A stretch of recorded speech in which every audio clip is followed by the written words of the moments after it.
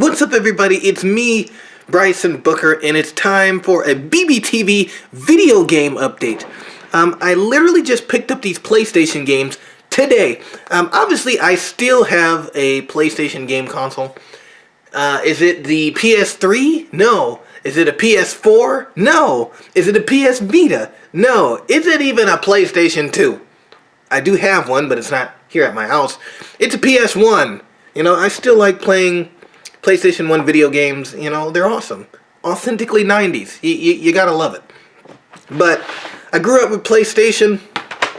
Love PlayStation to death. I'm gonna tell you guys now, I do like PlayStation more than I do Xbox. From a person that has had an Xbox 360, still have a 360, a Nintendo GameCube, you know, guys, I just gotta say, you know, PlayStation games are just nice and edgy to me. You know, they don't have to use super superior graphics. They don't have to use a whole bunch of fancy bells and whistles. You know, most of these PlayStation games, at least the ones that I'm picking up, are playable.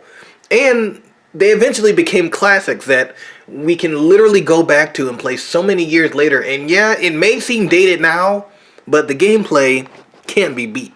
Especially if you think about it in the context when the game was made. So I picked up 3 PlayStation games, actually 3 greatest hits PlayStation games. Because, I mean, when you see the greatest hits sticker on the game, it's like, okay, now this must be a good game. Because, you know, they made, I don't know how many PlayStation 1 games, and, you know, there was a chunk of them that were really, really good. There were a whole bunch that were really, really bad. And so when you're going to the thrift store or a location where you can buy old video games, you know, and you really don't want to take that gamble getting a game that you know or that may look good, Slamscape from MTV.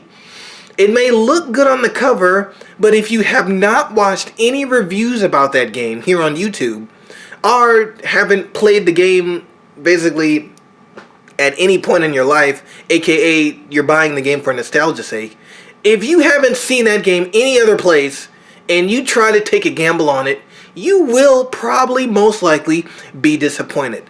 But if you get games like Tom Clancy's Rainbow, WWE Warzone, and Tony Hawk's Pro Skater, then it's like, oh, it's like, since these are greatest hits, you have no choice. You're running into a good game to begin with. And I actually did read up on basically all of these games, and they're good for a reason. And, you know, playing them myself, I just literally bought these things today. So I'm not a pro at all of these games, but I guarantee the more I play them, the more I'm going to love them. I think I'm going to play Tony Hawk Pro Skater again tonight, because I can tell I'm going to have a lot of fun with this one. And for good reason, too. It's a good game. Obviously, the first Pro Skater released by Activision in 1999, as well as Neversoft, basically features Tony Hawk, as well as some of his other friends. You skate in different areas, as you can see on the back of here, doing tricks, unlocking new levels, collecting tapes, reviewing your tapes, you know, and just basically scoring all the points you can while skating in a limited time slot.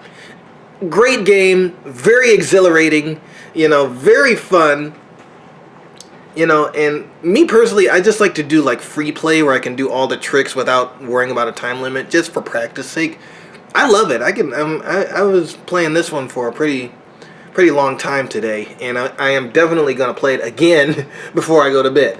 So I got Tony Hawk Pro Skater 1. WWF Warzone is another pretty good game, but when I saw the company who made it, I'm like, oh god.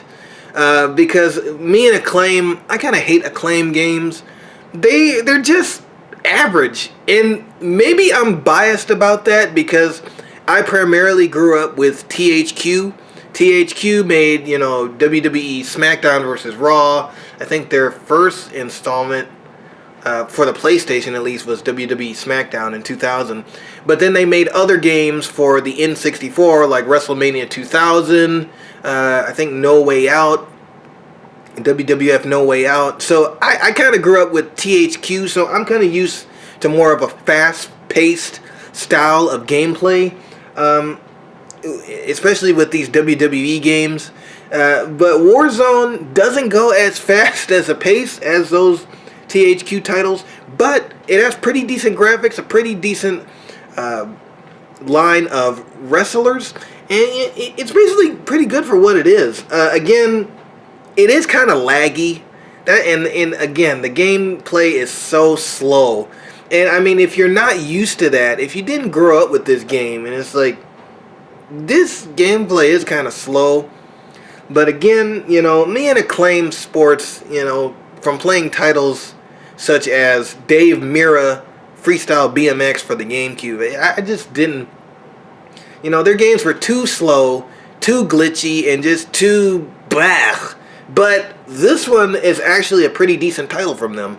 And I guess you could say it set the standard for many other WWF and WWE video games in the future. So you can tell that the people at THQ looked at this game and said, how can we make it better? And they made it better. But the individuals who started this whole craze, you know, you got to give it to Acclaim. They did a pretty great job on this title as well. And then the last game took me almost 20 minutes to figure out, but this is Tom Clancy's Rainbow, released by Red Storm Studios, as well as, Revelation Studios, I believe. This was made in 1999. WWE Warzone was released in 1998. Tony Hawk Pro Skater was released in 1999. This one was also released in 1999. Part of the Tom Clancy series of shooting games. And this one took me the longest to figure out because, you know, I'm so used to just jumping in a game without reading the instruction booklet. I actually had to pull out this instruction booklet, you know, to get my head around the controls and how you control the players, how to establish a mission, because I thought with a game like this I could just jump in and play it, you know, because it's a shooting game. I mean, come on. With most shooting games, it's just shoot aliens, shoot people, you know, you're done. But this one actually has a bit more structure to it.